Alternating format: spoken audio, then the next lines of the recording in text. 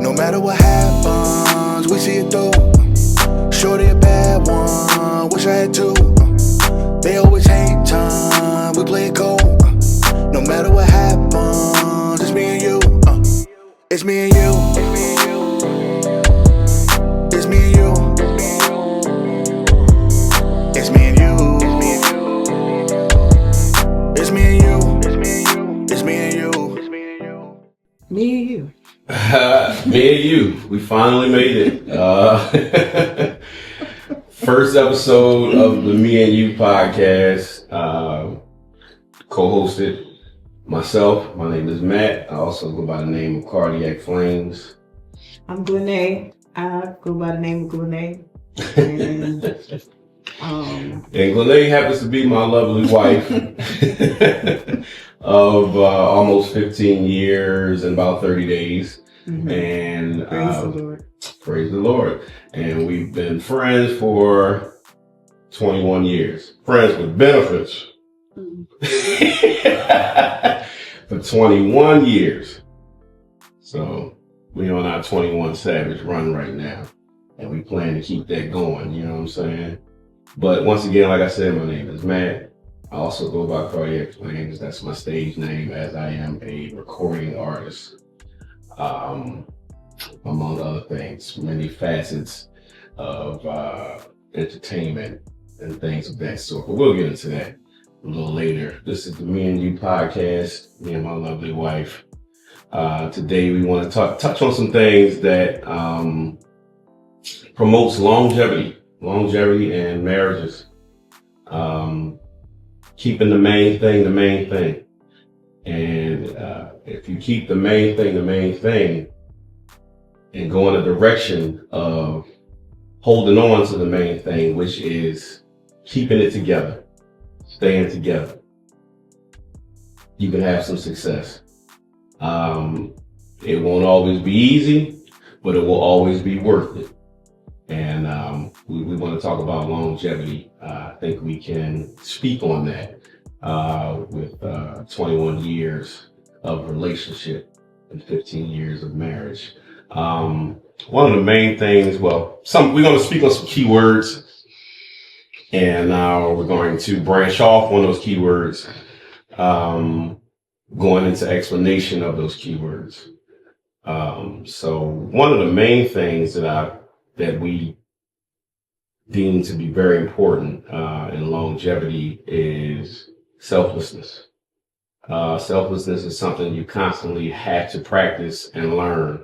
You go from focusing on yourself, before you get into relationships and things like that, and you grow up selfish. We all grow up selfish. We all want things for ourselves and things like that. But as you become a union and you become one, selflessness has to be present. One of the things that I would like to touch on in regards to selflessness is compromise. Compromise for you, what does that mean for you? And what has it meant for you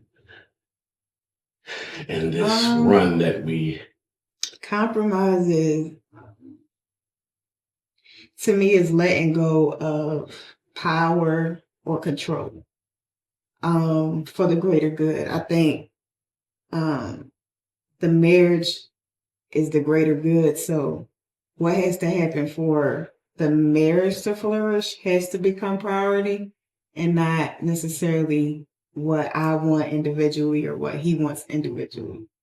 I think our individual needs get met through compromise, if when done correctly. But I definitely think in order to compromise, you have to let go of some control. And for a lot of people, that's a scary thing, because if they don't have control over a thing, they don't believe, they can't control the outcome. And so I think people want to control the outcome, so it's hard for them to relinquish that control. So I think compromise definitely is an act of one of the acts of sacrifice in a marriage. I would have to agree. Yeah. Sacrifice is also a scary word. Because we always want it all.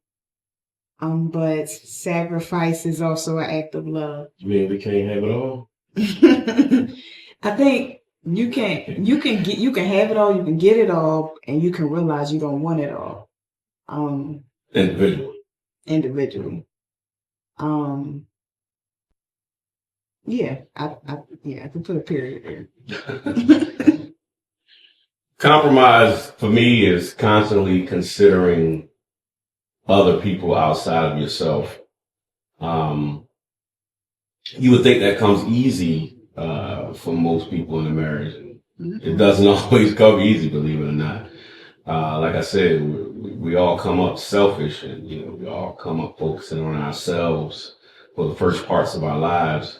And then you get in a relationship and form a union through marriage, and now you have to constantly consider someone else. And then as more someone else has come along, children, you have to consider those people. And that's how you build a dynamic and family through compromise. It's a very important thing, and we have to have a conscious of compromise and constantly be in the practice of considering the other person and the other persons nonstop. So, compromise is a major key. Compassion in regards to selflessness. You have to have compassion. You have to consider the feelings and the softness and the sensitivity of someone. Even if that's not an area that you focus, that you struggle in, you have to consider that this is the area of sensitivity for that person. Mm-hmm. So, you have to consider that. And now you have to start,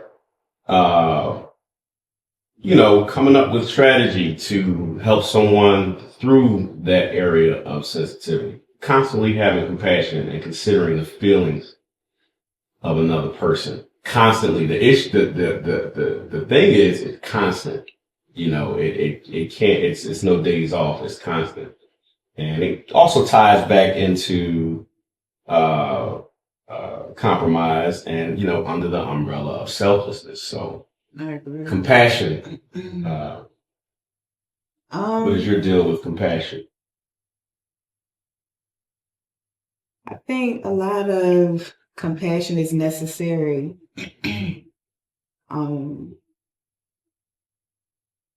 When dealing with like your spouse's upbringing, when dealing with that's very good. Their past traumas or absolutely. Like anything that they've experienced before you and with you. Mm-hmm. And just having compassion and understanding that certain things won't affect him in a certain way they affect me, and vice versa. Indeed. And you have to learn where to be gentle with a person, and exercise compassion toward them in their specific areas. And of course, that requires knowing a person and learning them and understanding them, which again leads us back to compromise. You have to take time and take effort in learning your person's story so that you can have compassion in the right areas. Constantly. Mm-hmm. Constantly learning your person's story. And listen, if you plan on having any longevity out here in marriage, hitting your spouse where it hurts is not the move. And unfortunately, for a lot, it's a go-to because, people often feel that that helps them to gain power. Having certain things over you and you know, being able to say things that cut. In regards to longevity, hitting someone where it hurts is never the move. But you know, people often make that. We've all made that mistake, and you know, some people live by it. Yeah. You know, the first thing that we do is hit you where it hurts. Mm-hmm. You know, and if you learn how to communicate, you don't have to use words to hurt people. Some of us have so much emotion that you know, we're led by emotion. We're triggered by emotion, and we also cut and trigger with emotion. So, growing up, you know, it takes maturity. It takes maturity. It takes maturity to not want to win the argument. Mm-hmm. Instead, want to resolve an issue. Mm-hmm. It's a difference. It's a major difference. It's a major difference. Some people just want to out argue you. Some people want to, you know, show you how bad I can cut you in an argument. You know, but that leads to no resolve. And then after that argument, even if you kiss and make up, you still have unresolved issues. So, and it'll come up again. Most certainly it'll come up again because it's the, you know, we never resolve the issue. So, considering a person's feelings, considering a person's heart, knowing how to nurture someone, with compassion, and being genuine with compassion. A great help in terms of longevity and selflessness and making longevity the main thing, keeping things together. Under that umbrella of selflessness, commitment. What's your take on commitment? How important is it? How important has it been for you? Just sticking to it. Yeah. So I think commitment is a concept that is most lifted in trying times. I think it's easy to commit to things when it's going well and everybody happy and, you know, that's all things. Things are falling into place. Whatever the case. But are you committed when it's not fun, when it's not a whirlwind romance, and it's every day? It's the routine. It's solving the problems as they come up. And that's when your commitment is tested. Patience too. Mm-hmm. So I think commitment is a key ingredient to any relationship, marriage, and the duration of it. Like you have to be, like anything you want to do, has to have a level of commitment to it in order for it to be successful. Because we live in a microwave society. We live in a absolutely. What's the song? To the left, to the left. So it's like everybody's replaceable. So what's like the next thing? Yeah. So you know, with commitment, yeah, it has to be there. It's a necessary ingredient. And I think a relationship that you share with somebody in marriage, you're going to want to commit to that. Because the way it pays off, you can't, it's like putting in and getting like a great large return over something. I think that kind of sums up commitment. Like you have to put your commitment in to get the return that you don't really Yep. know what to expect, and you don't. Most certainly an investment. Yeah, you sure. don't know how God is going to repay, and when He repay big. So yeah, that's where I'm at with commitment. What would you add to that commitment In piece? terms of commitment, you should be more committed to your marital union than you are committed to anything. Unfortunately, a lot of people put their careers first. A lot of people put their children first. A lot of people put, their faith and religious beliefs first. That does come first in terms of you do the individual relationship with God. Individual with God. Absolutely, that does come first. But I mean, when people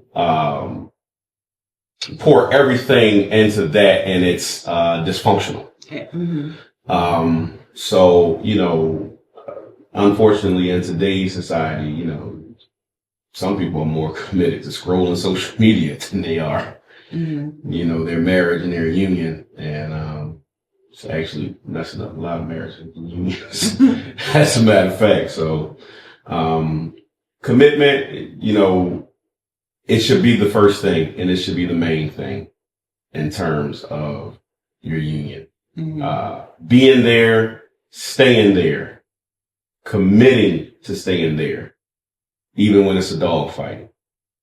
And it's also not just staying, right? Like it's also too committed to growing. Yeah, absolutely. A lot of people do stay together and stay in marriages, but they're not. There's no water. There's no movement. We just going to be together, and we committed to staying together, but we have not committed to grow. Yeah. And I think committing to grow is much more difficult than just staying committed, because we can stay committed and neither one of us can change. And I can stay in my comfort zone and my stuff that I, Sure. you know what I'm saying? People do it every day. I can get comfortable in my stuff. You can get comfortable in your stuff, and nobody has to unearth anything within the other. But that's what marriage is. Like, I think being married has shown me that I have to come out of the comfort zone, come out of routine, come out of familiarity, so that I can continue to fuse and bond and become one with my husband. So some things about me have changed, will continue to change, are changing through commitment. Sure. And be 1,000% committed to the union and the family that you create. We have 5 children, by the way, 4 girls and 1 son. So highly committed in all areas, committed to each other, and then committed to 7 people at the end of the day. It's 7 of us. And that's our story. That's our hustle and bustle. We're committed to each other every single day. We help each other get through the tough times and then the times when it's not so tough, and we're all enjoying each other.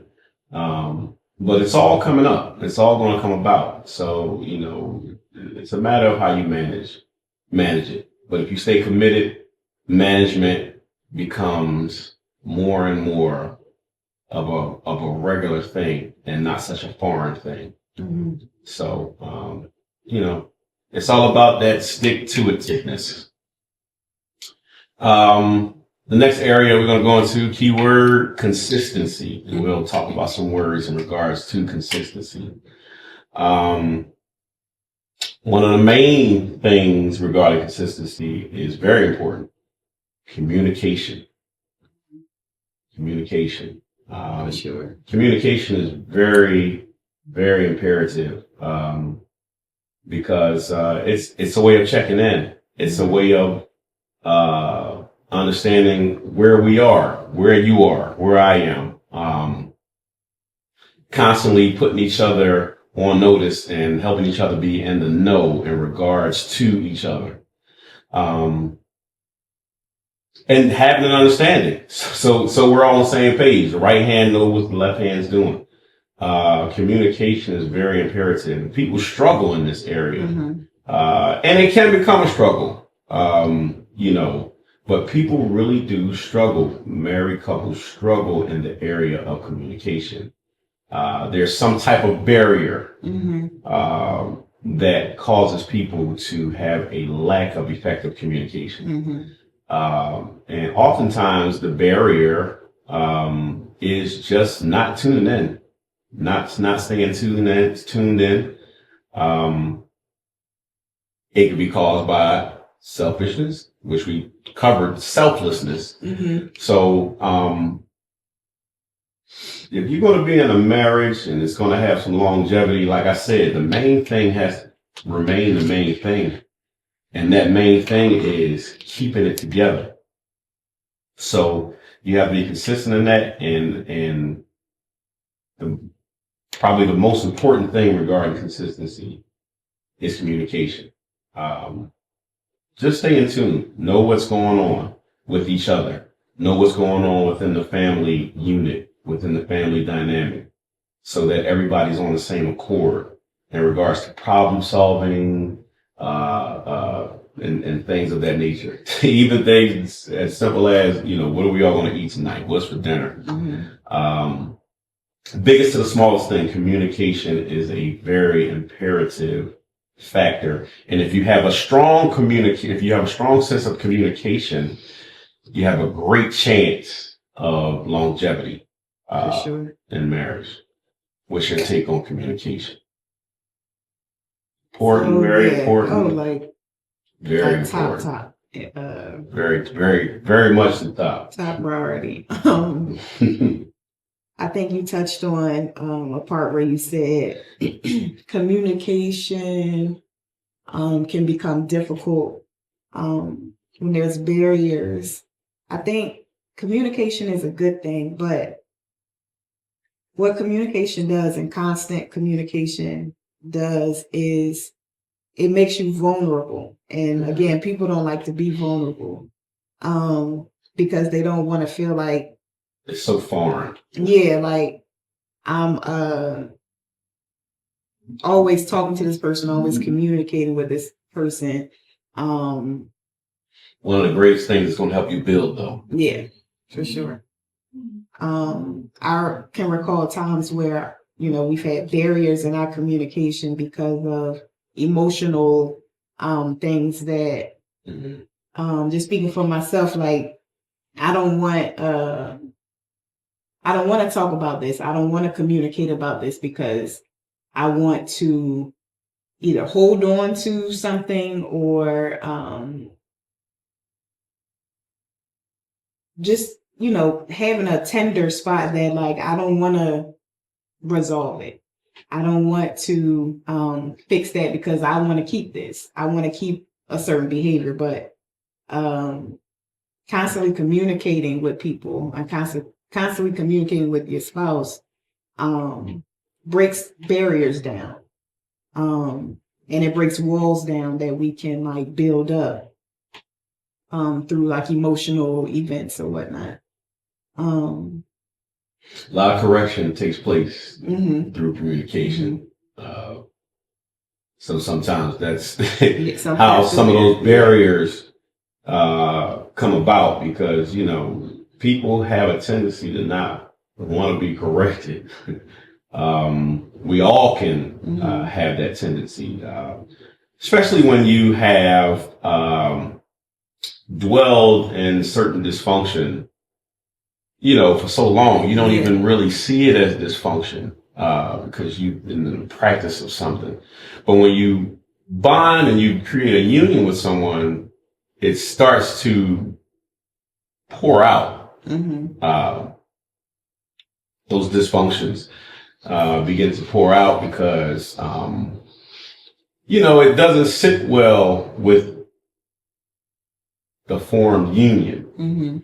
It may have sat well with you as an individual and me as an individual because, we ain't checking us. Ain't nobody checking I'm not checking me. Not for real. Not for real, because if it's something I want to keep, if it's a dysfunction I would like to hold on to, and you're going to try to hold on to those things, but you will come to find out oftentimes it has a negative effect on your spouse and or your family. And then it's a fight because it's like, well, I'm used to that.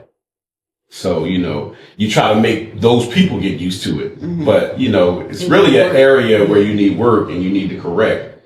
And, it's God's way of putting it right in front of you. So I saw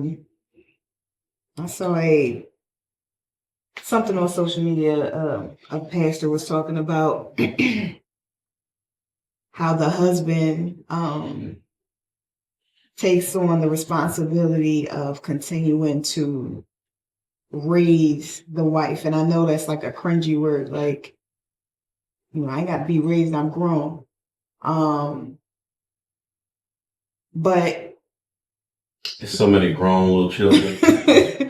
Grown can't. Is a word that's used so loosely. You're grown or you're mature? Yeah. That's the question. So it takes a lot of maturity to continue to be raised. You have to communicate. Instruction has to be passed down and given. And honestly, as a wife, I'm here to help and support the plan and the vision of the leader in the house, which is the husband. And so if you think of it like in a business model, the boss or the supervisor, whatever, gives the employees their assignments and what they need to do. And that has to be communicated. It's emails and it's meetings and all of that kind of stuff that have to take place in order for the company or business to be successful in whatever their goal is. So if you take that mindset over into marriage, it's the same thing. Constant communication has to happen in order to check in with one another about, where we are in terms of proximity to the goal. Have we moved closer? Have we, straight apart? Yeah, straight apart. Is there a new goal that we need to talk about? Like, and then that needs to be communicated and talked about. So there goes communication on and on and on and on. And then that's just between us. Then we have to communicate about the children, and we have to communicate to the children. Right. So it always has to be constant connection through communication. I get to know you more through communication. You get to know me more. We get to understand where our kids are through communication. So I think that communication is great. I think that sometimes we get to spaces where we don't want to communicate as much for different reasons. But whatever it is, I think there's a selfish stem that comes when you don't want to communicate, because that's how we share with one another. That's how we keep this thing going, is like constant communication. When you don't communicate, it leaves too much room in between for somebody to assume, and weird things happen in spaces where people are not communicating because people, take their own idea and their own agenda and they run with that. And oftentimes you take it for granted. I speak for myself, and I'm sure people can relate. Sometimes you feel like, or you may feel like, we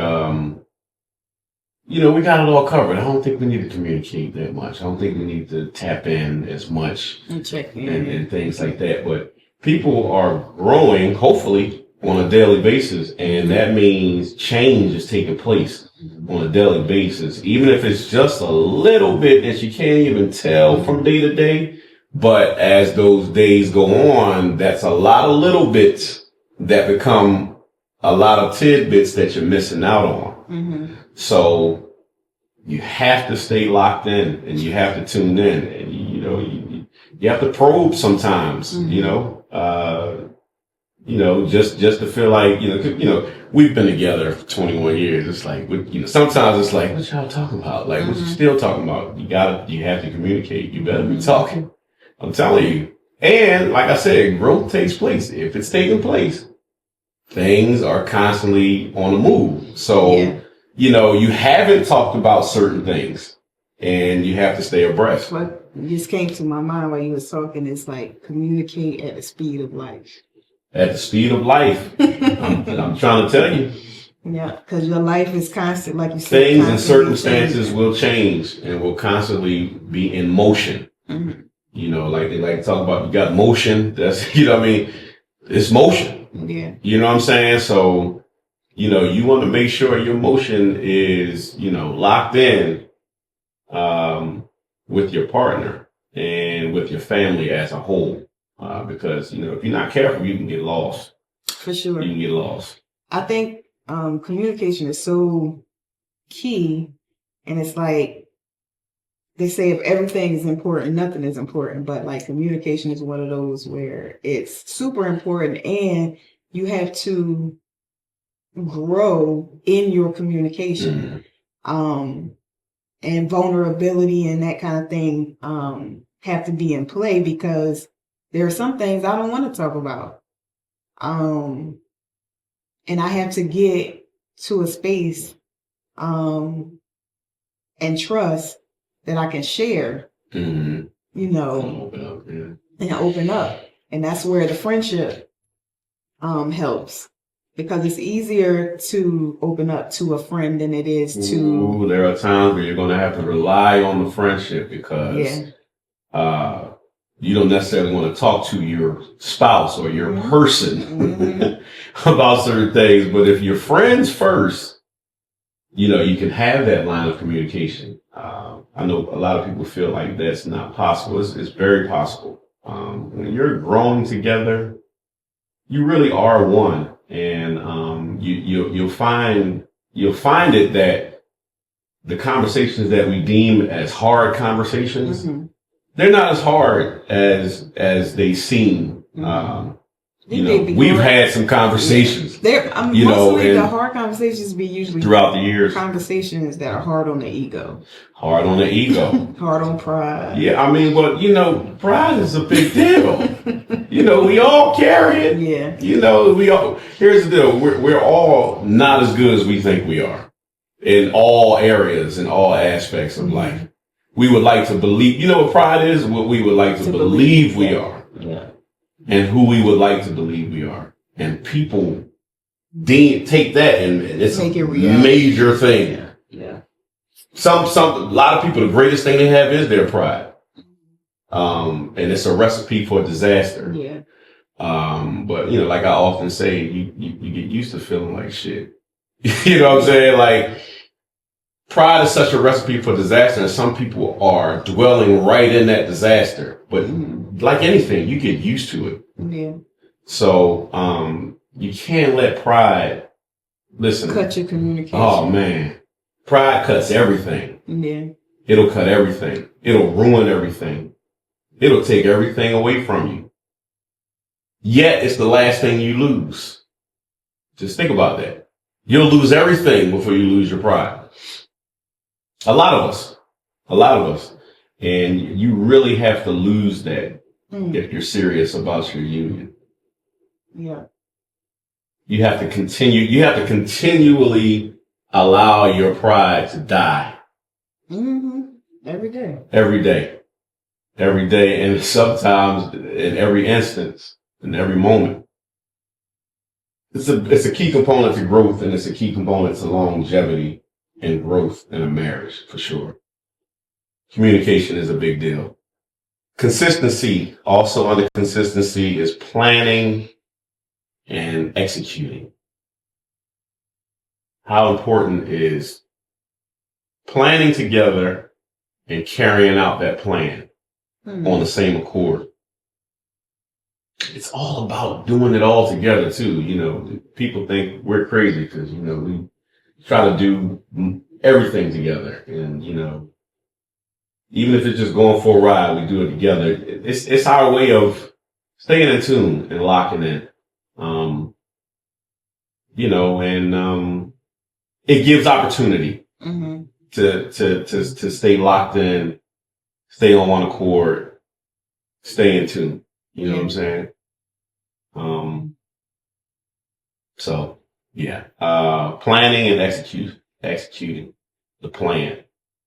So planning. What does that mean for you? So to me, planning is another key component, and definitely the execution part. But just to stick with the planning, singularly, I think planning gives you a goalpost. Because I plan for something to happen at some point in the future. Mm-hmm. And it reinvigorates, it like breathes life into your marriage when you have a plan. I know we're going here and we're going to get here by way of X, Y, and Z. This is how we're going to do it. I think we have had conversations about 3 to 5 year plans on this or that. Like, in 3 years, we want to do this, in 5 years. And so, then there's the execution part, is seeing those plans come into fruition. And because we plan together and we plan to see something and we saw it through, that's going to reinvigorate our marriage as well. Absolutely. That's going to give the union another high five in a sense. Mm-hmm. A victory, because it's like we did this new thing together. Yeah. And it keeps us, and it goes in our, in our highlight reel. Yeah. So, constantly learning how to help each other. Mm-hmm. That's important in planning and execution. Oftentimes we get so caught up in what we have going on in our own lives and own wants and desires. But planning together and executing things together on a constant basis, keeps you locked in. It's a way to grow together. You know what I'm saying? It's a way to constantly grow together. And that's key. Growing together is a major key. Growing together. You know what I'm saying? But making those plans for life and executing them, seeing them through. That pulls that communication back in. Pulls that communication right back in. You're going to have to do a lot of communicating to plan and execute. I mean, as you can kind of see, these headings and these keywords are all tying into each other. But very, very important. Definitely plan and execution. Under consistency, intimacy.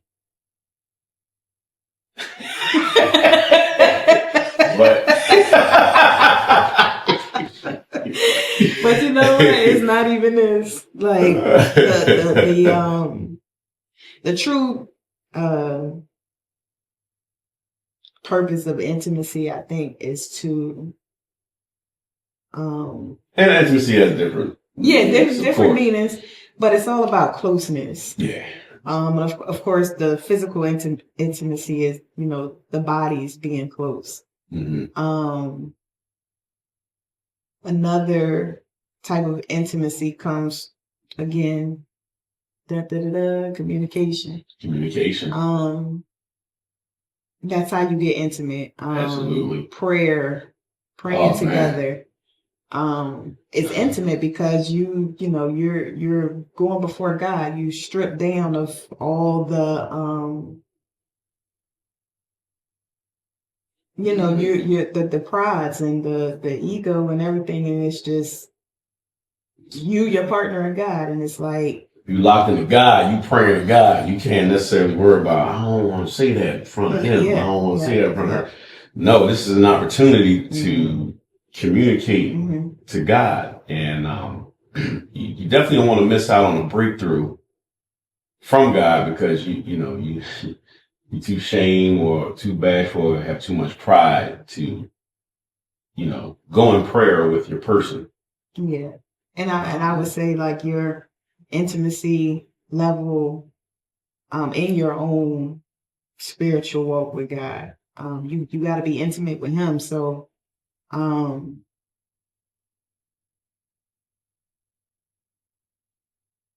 it's a necessary piece to be intimate because it's I heard again another social media pastor describe it as intimacy being into me, see into me. Be careful them social media pastors. Listen, that's why I ain't using no names. But yeah, for sure. Pastor such and such from right, next thing you know, Instagram. Scandal. Right. But say intimacy, see into me. See behind my barriers, see behind the walls that I put up, see behind the surface is when you get your true intimacy. And again, there has to be trust to be intimate with somebody. You're going backstage with a person. That's how I look at it or think about it. Definitely like you going backstage. Going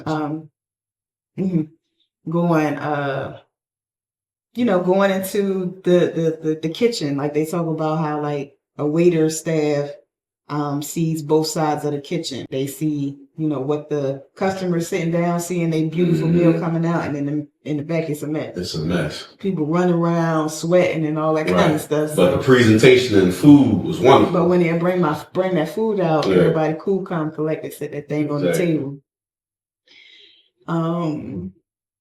So yeah, intimacy is letting somebody into your mess in a sense. Right.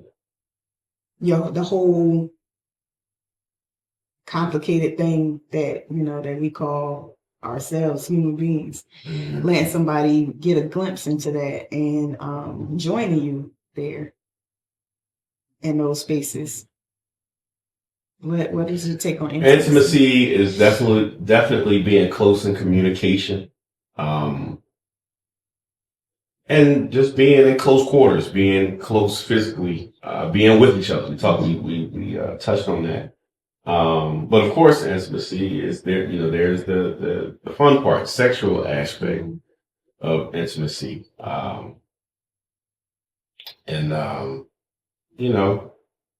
That ties back into communication. Sex is communicating. I'm communicating something through you when we're intimate. We're to the point now, I might just call her and say something crazy, she's totally understanding because she knows my language. And she likes to hear me talk my language, so,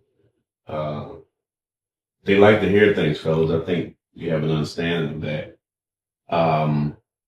So, drop them little earbuds every now and then. Drop that candy in their ear every so often. You know what I mean? And, ladies, don't be shy to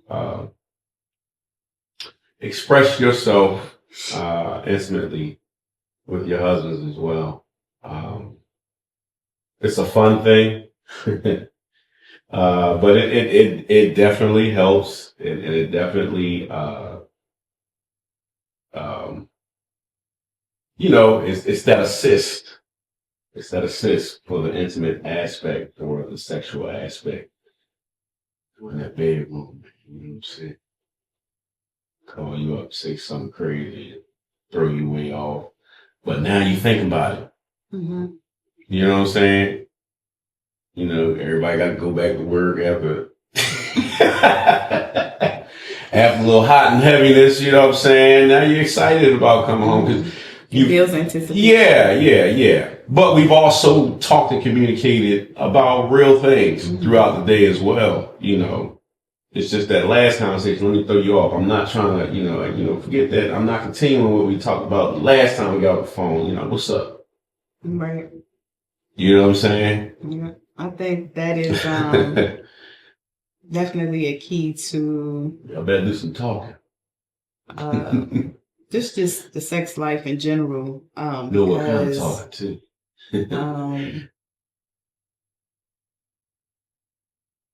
If you're not talking, you're not getting the best out of that physical intimacy part. If you're not doing the Facts. Communication intimacy, you're not getting the best physical intimacy that you that is available to you. So you can't stop talking to each other. That's your closeness. Mm-hmm. That's your build up to the physical part. Sometimes in relationships, the physical part get burnt out early on because we're on a high of emotional excitement. And so, the physical part, I'm not going to say it's burnt out, but it's like, what else? Mm-hmm. And I think that communication and that growing and that intimacy is the what else. Yeah. That supports, like, really the physical aspect is the cherry on top. It's the cherry on top. All of this communicating and all this problem solving, all of this planning, all of this execution of the plan, you know what I'm saying? All this communication in regards to you and I, in regards to the entire family, in regards to everything, bills, man, health. You know what I'm saying? Hell, all of it. You have to cover it all. You know what I'm saying? And it has to be consistent. You know what I'm saying? But like you said, the intimacy, the sexual aspect actually is the cherry on top. You know what I'm saying? Mm-hmm. Constantly, like we touched on, you constantly locking in and you're constantly in communication. It's like, let's seal a deal on some of this. You know what I'm saying? Especially for a woman, when I get to be intimate with you, not on the physical aspect, but just intimate with you, it's like a safe haven. It's fun, eh? It's a safe haven. I can go to you and come to you with an issue, and I get to run to you. It's almost like I get to run into your arms. Like, this is going on, I want to talk about it. I get to run into your arms. It's nothing that makes a woman more ready to be sexual with a man is when she can run to him and be intimate and feel safe. Mm-hmm. And I think when a woman feels safe, then she's more open. And less inhibition to none when she feels safe with her husband, with her partner. Husband, I'm gonna say husband. I'm gonna get you. Some people trying to find them a husband, you know what I'm saying? No, I know, and they will. And they will. They are. And if you ain't trying to find one and you have one, you trying to hold on to that thing. You know what I'm saying? Yes. So everybody's, that's the game we're in. You know what I'm saying? So that was those were the three things under the umbrella of consistency: communication, planning and executing that plan, and intimacy. Under the umbrella of respect, the last umbrella we're going to touch on regarding this particular episode 1. God's will. You have to respect God's will first and foremost for yourself individually, and then of course as a union.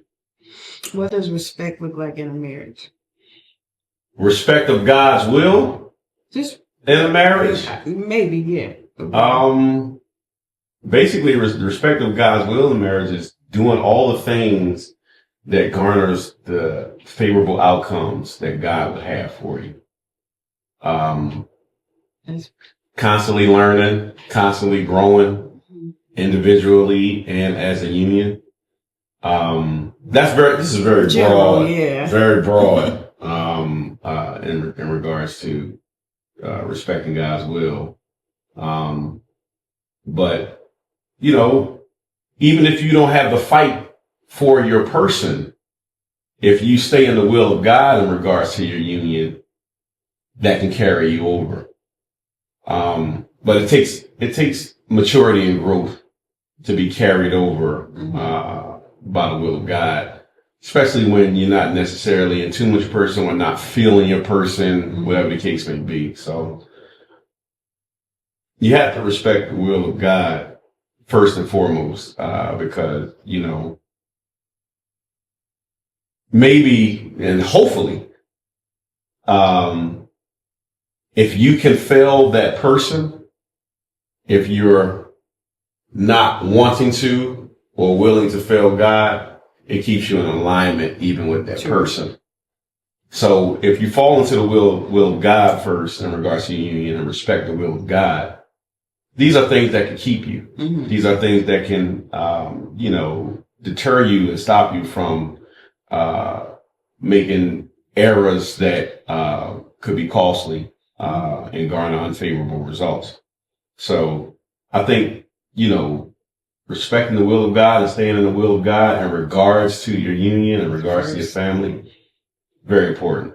I agree with that. And just to piggyback off respecting the will of God, I think respecting the things of God and the order of God, like there's a whole section that talks about how you should love a husband and how a husband should love a wife. And so if you respect those principles, even if you're not hitting all of the checkpoints that your spouse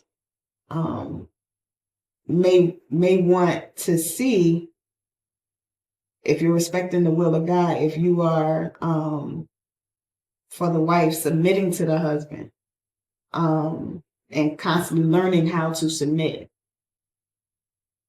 to that husband, I think that's, like you said, going to cover a bunch of the areas until it carries you over into like very specific things. Like I'm really submitting to him in those really specific areas. But if you start off generally respecting the framework of marriage that God has already preset,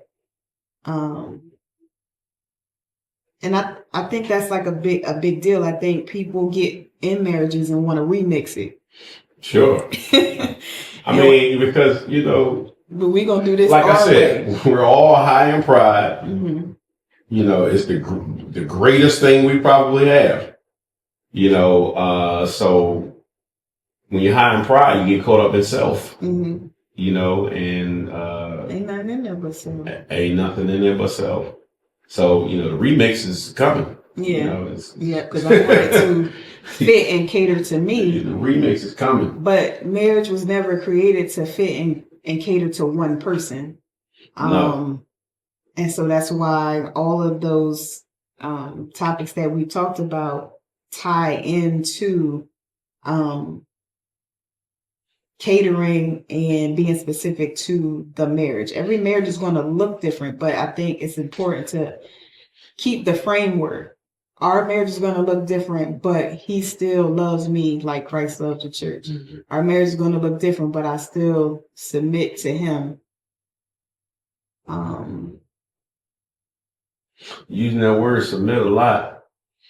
Because it's so very necessary. Important, but it's so necessary, and I know it's a hot topic. It's a buzzword. Unpopular at times, though. Of course it is, because it goes against the flesh. In regards to women, especially. Anything that go against the flesh, especially to pride, women, is going to get a bad rap. But it's really, I think the more I submit, the more pressure I take off of myself. And not to say I put that pressure on you. But the more I submit, the more I relinquish the need for control. the more I submit, the more I learn how to be a good wife to you.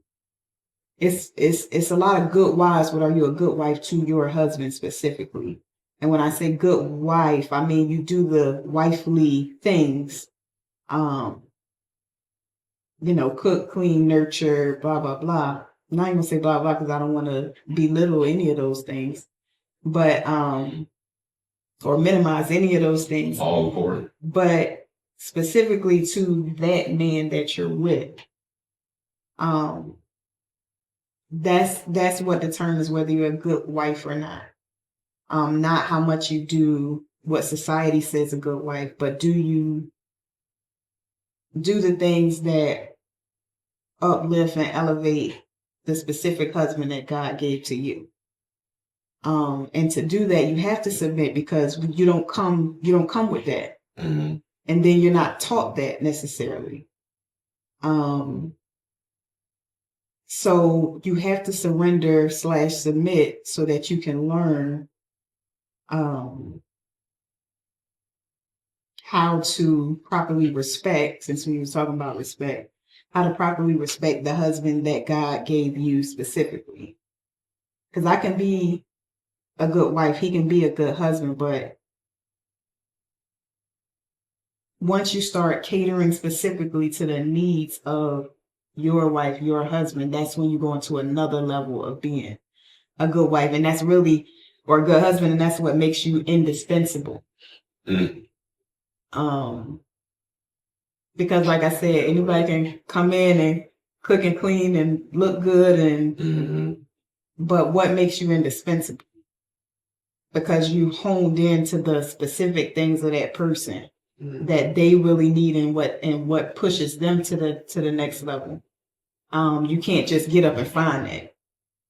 No. So instead of, I'm People do it though. yes. They try. They try to get up and just find it. But if you really if it were only that simple, yeah, just get up and that find it, there wouldn't be this high percentage and high level of divorce and unsuccessful marriages. You don't have to block off and protect that person. Nobody better not try to come for my person, because the way you protect your marriage and protect is become indispensable to that person. Mm-hmm. Learn what they need, and consistently go about executing what they need, learning. You constantly telling us, I'm not willing to lose us. Yeah.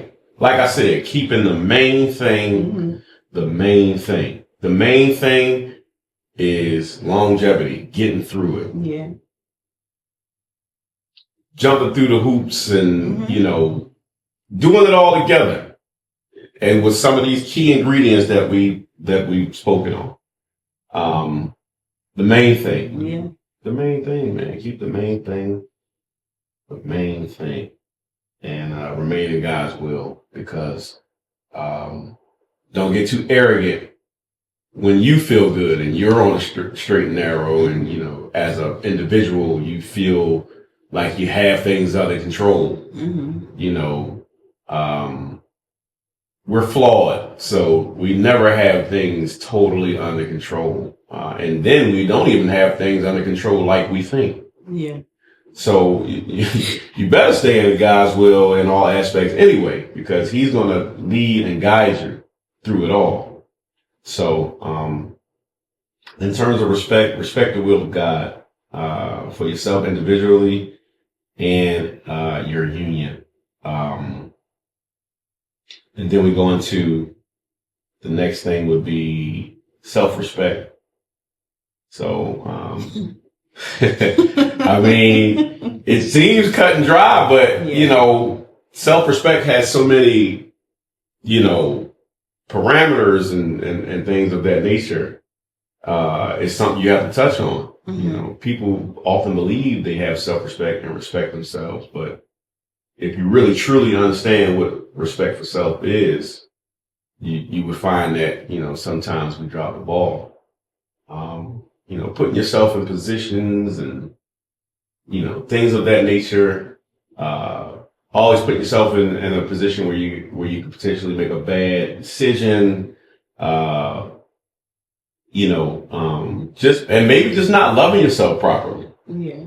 If you're not loving yourself properly, you're definitely not. The respect isn't there for your own self. And if you're being reckless with your self-respect, it's going to be hard to have respect for others, and mainly the people directly close to you, Right. your spouse and your children, your family. So what are the factors you think lead to a person not respecting themselves?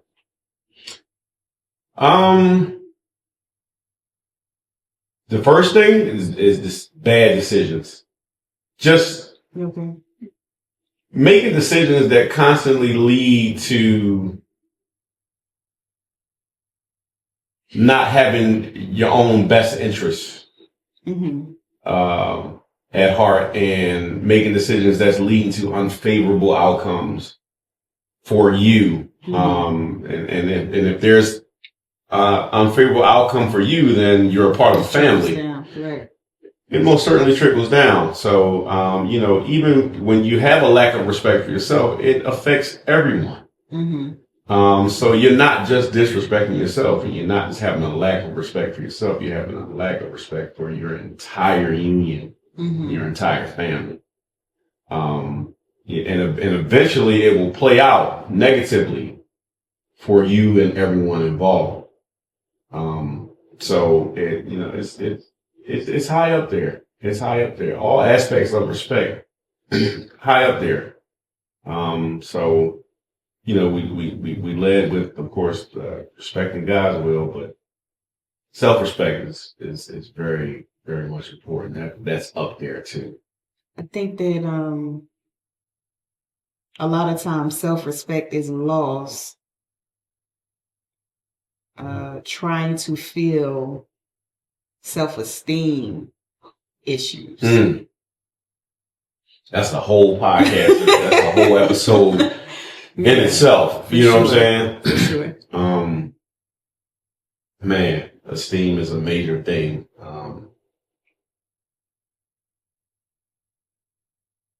If the esteem is not, if your self-esteem, if you struggle with self-esteem, you most certainly struggle with self-respect.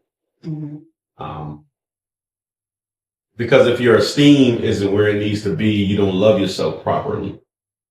And a lack of love automatically is a lack of respect. So a lot of people don't really understand that they don't really love themselves properly. Right. We think that because we do all the things that satisfy us, that's loving ourselves. Or what's projected as self-love to right, us. But satisfaction that's flesh. Yeah. It doesn't mean that you love yourself properly or respect yourself properly. You're just doing the things that you like. You know what I'm saying? And satisfy your flesh. And to satisfy your flesh. But you have to continue, because the things that satisfy your flesh don't satisfy your spirit. And it doesn't satisfy your outcomes either. No. Not necessarily. So, pretty cut and dry. It seems like a simple thing, but a lot of people struggle with it. Yeah. Yeah. And a lot of people don't know they're struggling. A lot of people don't know the lack of respect for self. self. Don't know they are struggling with self-esteem issues, and they don't know that how much of a burden it puts on their partner in marriage. It's a huge burden. I think from a wife's standpoint, if your self-esteem is not where it should be, you're going to put pressure on your husband to get things and do things that satisfy your lack of self-esteem, but whatever it is that you're desiring and pushing him to do, because a husband is always gonna want to feel a need in the wife and feel a need in the home. Like, that's part of his makeup. He's gonna want to feel a need, but if he's feeling a bottomless pit, then he's just gonna be burnt out, and he's gonna feel that what he's contributing is not enough, because it's not going to a place that is sustainable. it's going to something that is going to need something else soon. Like charging a phone that never fully charges. And Right. as a matter of fact, it stays plugged in, but it never fully charges. Mm-hmm. And, you know, as you use it, it's still losing energy, but it never gets fully charged ever. Mm-hmm. You know what I'm saying? So, as a husband, you're constantly filling the holes. Pause. Constantly filling the holes into your wife. You know, the things that need patching up and plugging.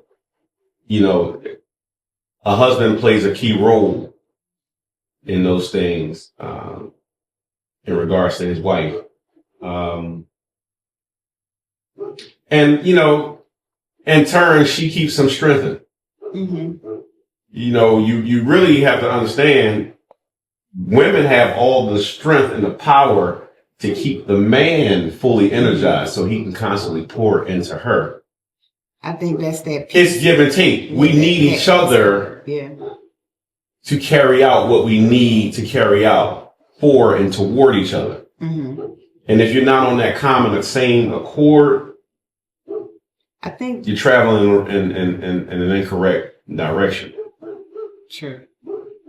I think men have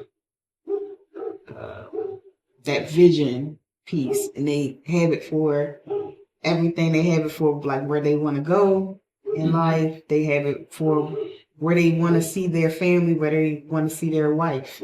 Mm-hmm. And that patch-up work that you were saying comes into play, not because I want to pick you apart and tell you where you're wrong and where this is not right, or it's because I have a vision. I want to see you a certain place. Mm-hmm. And in order to get you to a certain place, work has to be done. Construction has to happen. So, hey, listen, sometimes demo has to happen. You have to destroy and rebuild. And restart, yeah. You know what I mean? But do what it takes. Do what it takes. It's constant motion. You know, don't sit still complaining that you gotta destroy to rebuild. Mm-hmm. Get started. You know what I'm saying? Get started on it. But yeah, and after self-respect, of course, respect for your spouse has to be present. And it looks different for men and women. women. If you succeed in respecting the will of God in regards to yourself individually and your union, followed by respecting yourself, it makes it easier to be able to respect the person right next to you. Mm-hmm. You see what I'm saying? Yeah. So, and you should want to. Mm-hmm. You should have a desire to respect your person. Mm-hmm. This is the person you're doing life with. Like, just consider that. It's a big deal. You know what I'm saying? Doing life together is a big deal. You know what I'm saying? It's a big deal. You know, and all those moving components that make a machine has to be in place, and you want it to be a well-oiled machine. Mm-hmm. You know what I'm saying? And you need God's grace. You need God's grace. And you need God's anointing as well. Yeah. So you have to constantly pray for that. So respect for your spouse, you know, keep them high priority, in terms of respect. Mm-hmm. In terms of respect. You need all of it to keep you in the correct space. You know, if I'm not doing so well and respecting my spouse right now, I need to lean heavily on respecting the will of God. Mm-hmm. Start there. So that I can trickle down to the proper self-respect and then the respect for my spouse. I agree. That's going to keep everything in place and intact. Even when things aren't necessarily peachy. Because there are times, you know, even when you love each other, we love each other immensely. we best friends. We're best friends. You know what I'm saying? But you could disagree. Mm-hmm. You know what I'm saying? But, disagreement doesn't have to automatically mean disconnection. It should never mean. It should never mean disconnection. But we're also selfish and emotional that not agreeing with me is offensive. Betrayal. It's like betrayal. No, we just don't agree. Mm-hmm. Yeah. It's not betrayal. I love you. Mm-hmm. We just don't agree. Maybe we can come to a point where we agree with that, or maybe we come to a point where we both have an understanding that we may never agree on that, but we have that understanding. You see what I'm saying? Right. But oftentimes, if you're doing all the things that we spoke of, you reach common ground, even in areas where you think you can't or won't. And you could definitely, even if you still don't agree, you can definitely see where that person is coming from. You can see you have, and you respect where they're coming from as well. You see what I'm saying? So this thing is work. This thing is work. I wouldn't, make it seem like anything, but it's work that's beneficial. It's work that's beneficial, and it's work that's going to garner, the favorable outcomes that you desire. People desire favorable outcomes, but they're not willing to do the work that it takes to get those particular outcomes. They want fairy tale stuff. Yeah. And they oftentimes people want a situation they can dictate and control. Women, suffer with that and fail in regards to that often because, like you spoke on, the preference can be, especially with pride and ego of a woman, preference can be control. Mm-hmm. If you strategically choose a man that you can control, you kind of in a bad way already. You kind of starting with a finish. Shut your mouth. Man. Shut your mouth. Ain't nobody, I've been trying to shut our mouth. Especially when it comes to no man. No, I'm saying you better shut your mouth. Man. I'm about to get canceled already. First episode, ain't it?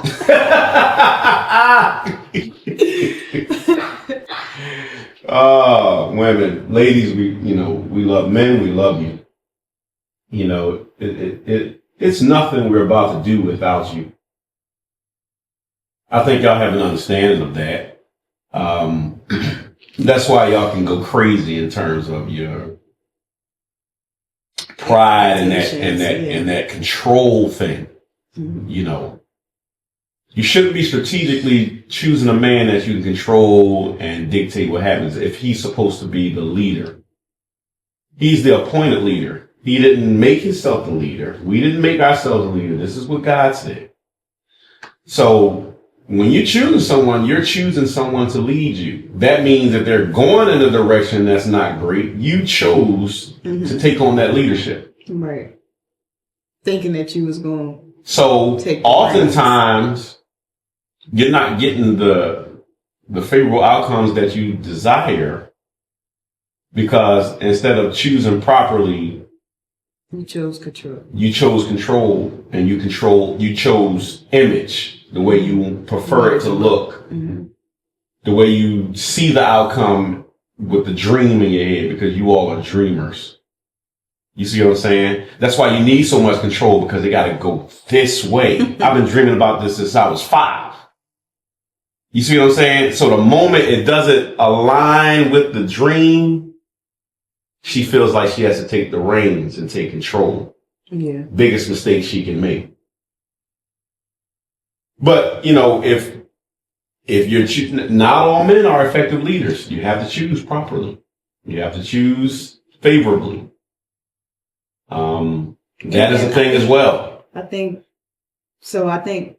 So cute and handsome and fine and all that, like y'all like to say, it doesn't automatically equate to a decent leader. You see what I'm saying?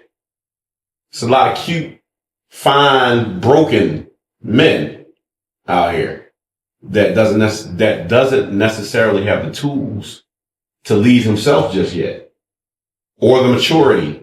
Mm-hmm. So you have to see past how cute someone is, and if you jumped in the bed already, how good Mm-hmm. someone's sex may be, or whatever the case may be. These things become blinders for you all because you're so emotional. So, I think we have to go back to like respecting God's will, which is we may choose, but the man finds. mm-hmm, Your leader will find you. absolutely. You have to make the right decision and pick the right person because, you will have people wanting to, what's the word? Want to date you or whatever the case. But the man and your leader will find you and identify himself. Sure. It's what you do with that. Like, are you gonna run or, he don't look like what I thought I was supposed to have, and all of that kind of stuff. And that's where, again, control. I want to pick and choose based on my preferences, and like that's the piece. Like getting your preferences in order. One of the major mistakes that we all make is thinking we have time. Mm-hmm. A lot of times you done missed the mark on the person that God may have had for you in an instant because, like you said, it didn't play out or look like, what I had for myself In mind. Because it's the dream. In control. One of the main things that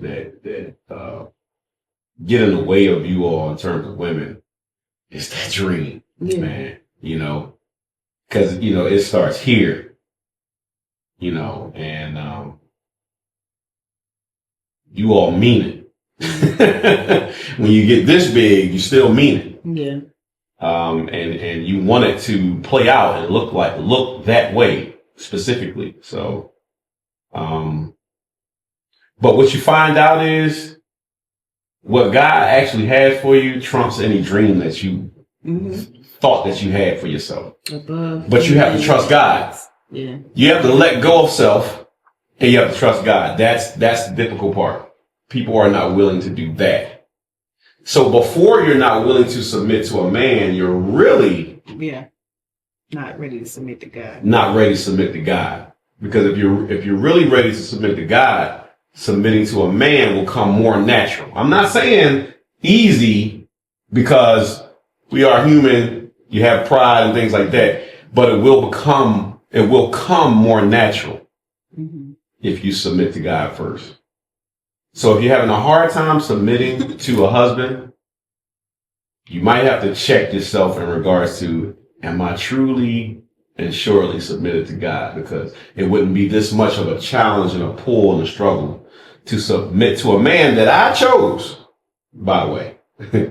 So, but if you are you choosing them for the right reasons? Are you choosing them because it's easy, I get to have the control I need, and it looks a certain, and it's going to look this way? Or are you choosing because you really want true leadership as a woman? That's the thing.